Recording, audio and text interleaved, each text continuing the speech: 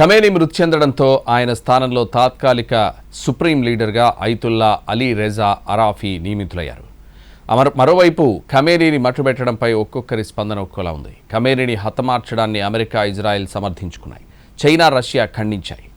Supreme leader Khamenei చనిపోవడంతో తాత్కాలిక supreme లీడర్గా అయతుల్లా అలీ రెజా అరాఫీ నియమితులయ్యారు. ఇరాన్ రాజ్యాంగం ప్రకారం కొత్తగా ఏర్పాటైన 3 సభ్యుల నాయకత్వ మండలితో పాటు గార్డియన్ కౌన్సిల్లో అలీ రెజా ఉన్నారు. 2018లోనే ఈయన్ను గార్డియన్ కౌన్సిల్లోకి ఖమేనీ తీసుకున్నారు. శాశ్వత సుప్రీం లీడర్ను ఎన్నుకునే వరకు అలీ రెజా నేతృత్వంలో ఈ మండలి బాధ్యతలు నిర్వర్తిస్తుంది. అయితే శాశ్వత సుప్రీం లీడర్ ఎంపిక కసరత్తు కొనసాగుతుంది.